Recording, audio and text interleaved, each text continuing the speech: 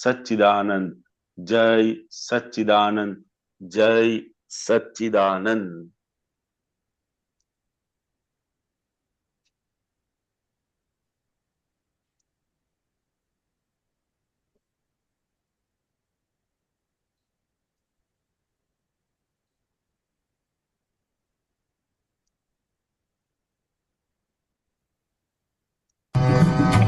સહુનું આડુયા અવળું જુએ છે નાની તો સવડા કરુણા રાખે છે હરદમ છે મુશ્કેલ જ્ઞાનીને કરવા વિપરીત બુદ્ધિની શંકા તે સુણતા ગેબી જાદુથી છતાં અમને નથી દંડ્યા ન કર્યા વેદ હું તુંથી.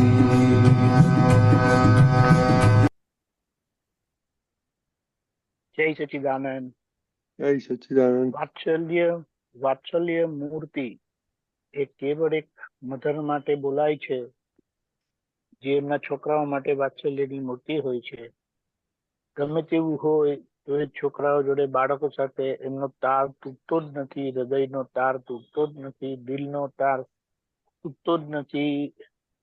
મધર અને છોકરાઓ વચ્ચે માથું આવતું નથી, બુદ્ધિ આવતી નથી. મધર બધા ડ્રામા કરી જાણે છે, છતાં હૃદયનો તાર એમનો છોકરાઓ જોડે, બાળકો જોડે તૂટતો નથી. અને જો બીજા એક હોય, જે મોક્ષ માર્ગના જ્ઞાની પુરુષ હોય કે તીર્થંકર ભગવાન હોય, જે આવા વાત્સલ્ય મૂર્તિ થયેલા હોય, વિશેષ કરીને જ્ઞાની પુરુષ માટે વિશેષ કહેવાનું કારણ એ છે કે જે મધર આમ તેમ કરીને સમજાવી પટાવી, ગલીપચી કરીને, ઠપકો આપીને, નારાજ થઈને, વાત નહીં કરીને બાળકને શીખવાડે છે, એવી જ રીતે આ જ્ઞાની પુરુષનું છે. એટલે એ કેવી રીતે બધાને સવડા જુએ છે, એને બહુ એમની દ્રષ્ટિને આપણે આંબી શકીએ તો આપણું કામ થઈ જાય. આપણે એમ કહીએ ને, everything is subject to change. બદલાઈ શકે છે, કોઈ કાયમનું હોતું નથી. એટલે દુર્ગુણ પણ કાયમના હોતા નથી. એટલે આ રીતે આડું અવડું એ સવડું જોતા શીખી ગયા છે. એને એક સમજણે આપણે કહીએ, સવડું જોવાનું એટલે સવડું થઈ શકે છે. અને એના માટે આપણે સવડું કરવું હોય તો પછી એના માટે કારુણ્ય ભાવ એટલે કમ્પેશન જોઈએ, જે એક મધર પાસે હોય છે અને જ્ઞાની પુરુષ પાસે હોય. આ એમની ગઈબી જાદુ કે કયા જાદુથી એ કરુણા રાખે છે, એમને કરુણા રહે છે, આપણે બહુ સ્પષ્ટપણે સમજાય છે કે એ માતાનું હૃદય જોઈશે પોતાનું કલ્યાણ કરવા માટે અને બીજાનું એ કલ્યાણ થવા માટે. પોતાનું કલ્યાણ કરવાનું છે ને બીજાનું કલ્યાણ થશે. આ કરવામાં અને થવામાં, કરવામાં પુરુષાર્થ છે અને થવામાં એક થયેલા પુરુષાર્થનો, કરેલા પુરુષાર્થનું પરિણામ છે. એટલે એની સામે પછી શું પરિણામ આવે તો કે બુદ્ધિ વિપરીતતા જે છે, જે વ્યવહાર ખોડે છે. પણ વ્યવહાર તો ક્યાં ખોડવાનો હોય, આ કળિયુગમાં વ્યવહાર ના ખોડાય, એવી રીતે કરીને કીધું છે.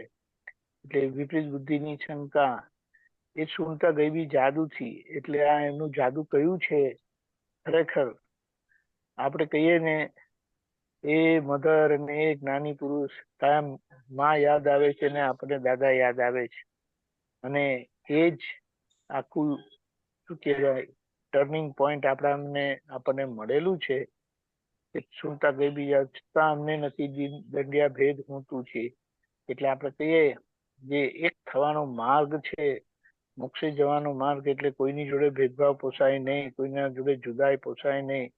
માન્યતાની જુદાઈ બધી રહેવાની, પણ એ માન્યતાની પકડ ના હોય અને તેથી આપણે પ્રગતિ કરી શકીએ. આ બધી સમજણ આપણને પ્રાપ્ત થાય અને આપણે એટલા જ આ બધામાં ખૂટે છે શું નિશ્ચય જ ખૂટે છે. એટલે આપણે નિશ્ચયને પાકો કરીએ એ સમજણ સાથે. જય સચ્ચિદાનંદ. દીપકાનંદજી હસમુખાનંદજી છે? આ છે હા? પણ ત્યાર પહેલા એક ક્વેશ્ચન છે. તમે કોઈ વિપરીત બુદ્ધિ ખાલી શંકા જ ડેઈલી લાઈફમાં ખાલી શંકા જ વિપરીત બુદ્ધિ એમાં આવે?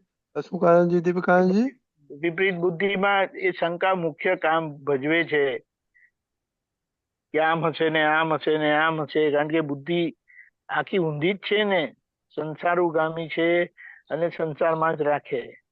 મોક્ષની વાત જ નહીં કરે, છૂટવાની વાત નહીં કરે.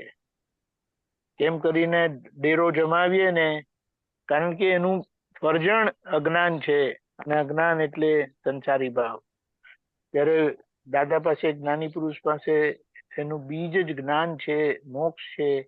એટલે ત્યાં એ બુદ્ધિ કોઈ પણ રીતે એને પોષણ મળતું નથી. રાઈટ? બરાબર ખ્યાલ આવી આપણને આ બધું મળ્યું છે, પણ આ વચ્ચે જે છે ને ભાગ, એને ખૂબ જાગૃતિ પૂર્વક અને નિશ્ચય જ ખપે છે. આ બધા આપણે વાતો કરીએ છીએ, સમજણ આપલે થાય છે, એમાં આપણો નિશ્ચય સખત થતો જાય. એને એમ કહે ને કે આ જગતમાં કઈ મુશ્કેલ કાર્ય નથી, અસંભવ નથી. જ્યાં આપણી છટકી ગઈ ને અંદર, એને એમ કહીએ કે હંમેશા જે આ ડોક્ટર થાય, એન્જિનિયર થાય, જે આ બધા લોકો શું કહેવાય પ્રોફેશન પરસ્યુ કરે છે, એ લોકોનો ધ્યેય કેવો હોય છે, એવો જ ધ્યેય એના માટે જોઈશે. અને એ થઈ ગયું ને, કારણ કે પછી એમને આખો દિવસ રાત દિવસ આનું આ જ દેખાય, દાદા દાદા દેખાય, એ સંસ્કાર દેખાય, એ ગુણો જ દેખાય. પ્રકૃતિના ગુણો હોવા છતાં એ અદ્રશ્ય રહેલા, પ્રકૃતિની પાછળ, વાદળની પાછળ રહેલા આત્માને એના ગુણો જ દેખાય. અને આપણે પછી એ રીતે જ રહીએ કે ઇટ ઇઝ પોસિબલ. મેઇન વસ્તુ શું છે કે પોસિબલ છે, અને એ પોસિબલ થવા માટે આપણું કારુણ્ય ભાવ, વાત્સલ્ય ભાવ, અભેદ ભાવ જ કામ કરશે. નહીં તો કશું કામ નહીં. વાંધા વચકા બધા છે જ ને, બધે છે. એટલે આ સમજણ સાથે આપણે ખૂબ પ્રગતિ કરીએ. હસમુખાનંદજી, જય સચ્ચિદાનંદ. એટલે થોડી કૃપા કરો. જય સચ્ચિદાનંદ. એટલે કીધું ને કે જ્યાં પણ વ્યવહારમાં કઈ પણ જગ્યાએ શંકા કુશંકા રહે છે, એનો મતલબ શું છે કે આપણે બુદ્ધિના પ્રકાશથી જોઈએ છે, એ એનું પ્રમાણ છે. એવું છે. અને જ્ઞાની પુરુષને હંમેશા જ્ઞાન પ્રકાશથી જ એની દ્રષ્ટિ હોય, એટલે કોઈ પણ જગ્યાએ શંકા કુશંકાનો ભાગ રહેતો નથી. એટલે આપણે પણ જ્યાં જ્યાં હવે પ્રજ્ઞા પક્ષી જેટલા થતા જઈશું, એટલી વ્યવહારમાં પણ આપણે શંકા કુશંકા ધીરે ધીરે નિર્મૂળ થતી જશે. એવું આ જ્ઞાન આપણને પ્રાગટ્ય થયું છે. એટલે વ્યવહારમાં જ્યાં પણ કોઈ પણ જગ્યાએ, કારણ કે વ્યવહારમાં આવીશું એટલે શંકા કુશંકા દેખાશે જ, પરંતુ એ શંકા કુશંકા દેખાય છે એ ભાગમાં હું નથી, એ ભાગ બુદ્ધિનો છે. અને બુદ્ધિથી જોશું એટલે હંમેશા બળતરા રહ્યા જ કરશે. જેટલી બી શંકા કુશંકા આપણે કરીશું એટલી બળતરા રહ્યા કરશે. અને એ શંકા કુશંકાનો ભાગ જેટલો દૂર થશે અને જ્ઞાને કરીને જોતા થઈશું, તો કે બળતરાઓ સમતી જશે, અને જગતને આપણે જેમ છે તેમ યથાર્થપણે એને જોઈ શકીશું, એવું સમજાય છે. જય સચ્ચિદાનંદ. કરેક્ટ. એટલે અહીંયા ફરીથી એ નિશ્ચય આવે છે કે મારે આમ જોવું છે. શંકા કુશંકા નિર્મૂળ હો અભિયાસી જોજો કે અભિયાસી જોજો કઈ પણ જાતને હલાવી દે છે. એટલે કઈ પણ અસર થઈ તો આપણે સમજી લેવાનું કે દાદા ખસી ગયા. તો દાદાને યાદ કરીને, શક્તિ માંગીને, નક્કી કરીને, શક્તિ માંગીને, ભૂલોની માફી માંગીને નિશ્ચય કરીએ છીએ ને, એ જબરજસ્ત માર્ગ આપણને મળ્યો છે. જય સચ્ચિદાનંદ. આખા દિવસના પ્રોગ્રામમાં